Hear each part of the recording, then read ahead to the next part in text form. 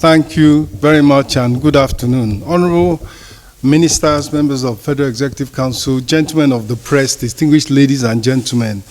As the Honorable Minister for Information and National Orientation has told us, His Excellency President Bola Ahmed Tinubu did at the outset of today's Federal Executive Council meeting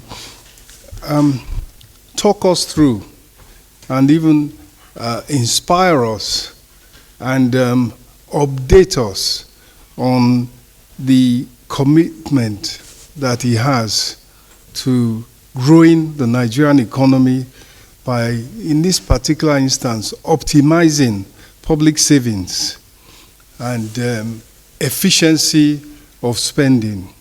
And the background, of course, as we all know, is that having taken measures, difficult, decisive, and timely measures to reform and stabilize the economy, first of all, by removing distortions, which you're all aware of, and then achieving a fair modicum of macroeconomic stability, as you are all very much aware. Stability in the exchange rate, inflation coming down, revenues going up, debt to GDP coming within range, and overall, the investment environment for both domestic and foreign investment improving markedly to the extent that Nigeria is now very much seen as a very attractive destination for investment in infrastructure, for investment in oil and gas, for investment in the health sector, among so many others, and of course, a very attractive platform for manufactured exports, given the competitive exchange rate. So the President did emphasize and recommit to building a $1 trillion economy by 2020. And in order to achieve this, he focused on the fact that by 2027, we need to be growing by at least 7% per annum to achieve that rapid, sustained, inclusive growth and achieve the target that he has set. The IMF, in a recent Article 4 consultation report, essentially affirmed the trajectory that we are on, but they also, as Mr. President is doing, emphasized the importance of investment-led growth. And in particular, Mr. President reported that he had, as we all know, launched the Renewed Hope Development Program at the last National Economic Council meeting. He had got the buy-in, the support, and indeed the involvement and commitment of the subnationals, the governors, and by definition also the local governments. And that collaboration is going to be key in the ward-based initiative across 8,809 wards to provide, in all the 774 local governments, to provide funding, support, and facilitation to thousands of economically active individuals at the grassroots in each ward. And this is a way of addressing poverty and ensuring, as Mr. President has promised, that no Nigerian will be left behind. So it's a collaboration between the federal, the states, and the local governments, prioritizing productivity-enhancing investments.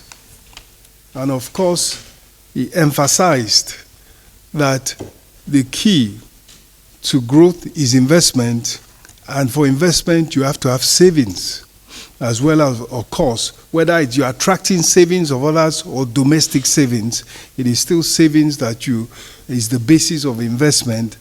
And Our own public sector savings at about 5% of GDP is low and needs to urgently increase, was the charge from Mr. President. And in order to do that, he has charged us to focus on spending efficiency and has directed the economic management team, which I have the honor and privilege to lead, to look into the issue of review of the deductions from the Federation account, costs of collection by FIRS, Customs, NUPRC, NIMASA, and others, to look at the appropriateness and the possible savings in those key areas, amongst others. And likewise, NNPC has charges of 30% management fee and 30% management of the Frontier Exploration Fund, and we are charged with ensuring that in order to optimize every naira available for investment, we look at these particular charges and come up with our perspective that will focus on essentially reviewing those deductions and revenue retention practices and come up with actionable recommendations for optimizing in this particular area, making savings, reducing these deductions, and having more available for investment. And it was on that note that Mr. President also commended the team they has, the members of FEC, for their commitment, their resilience, their hard work in supporting and implementing the reform agenda of Mr. President. Thank you. I will just, while I have the microphone, say that in addition to that, I did present a memo. One of them was on infrastructure, the Islamic Development Bank's financing of $125 million in support of infrastructure in Abia State, really a road network in the cities of Umuahia and Aba, about 35 kilometers in one case, and about 126 kilometers in another case.